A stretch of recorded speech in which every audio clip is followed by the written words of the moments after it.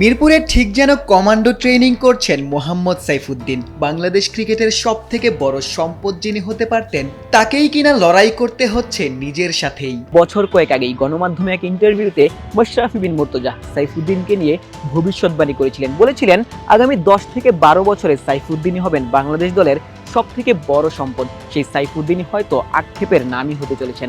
বছরের বেশিরভাগ সময় থাকছেন ইনজুরিতে। সেই ইনজুরি থেকে ফিরে আসতে সাইফুদ্দিন কঠোর পরিশ্রম করে যাচ্ছেন। জাতীয় দলের বাইরে থাকা সব ক্রিকেটারই যখন এনসিএলে ব্যস্ত, সাইফুদ্দিন তখন মিরপুরে পরিশ্রম করে যাচ্ছেন। ট্রেনার ইফতেখার ইসলাম ইফতির অধীনে ব্যতিক্রমী ট্রেনিংয়ে অংশ নিয়েছেন। রশির ব্যবহারে যে ট্রেনিং দেখতে অনেকটা কমান্ডো ট্রেনিং এর মতো, সাইফুদ্দিনের জন্য যা সহজ ছিল না। যদিও সাইফুদ্দিনের চেষ্টাতেও কোনো কমতি ছিল না।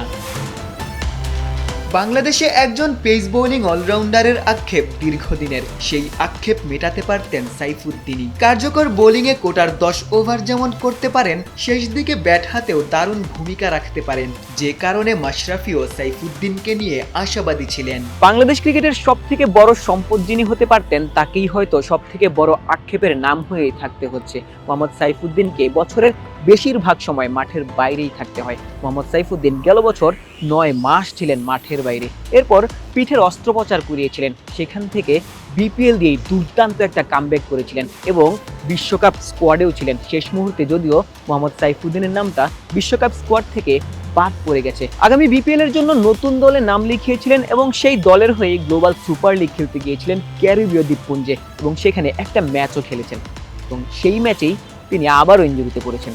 গোটা টুর্নামেন্ট থেকে ছিটকে গিয়েছিলেন। এই মুহূর্তে সাইফুদ্দিনের আবারও সেই ফেরার লড়াই। সামনে আরও একটা বিপিএল। এই বিপিএল দিয়ে সাইফুদ্দিন আবারও দুর্দান্ত কিছুই করতে চাইবেন, জাতীয় দলেও ফিরতে চাইবেন। মিরপুর শেরেবাংলা জাতীয় ক্রিকেট স্টেডিয়াম থেকে আশিক সারওয়ার, নিউজ 24।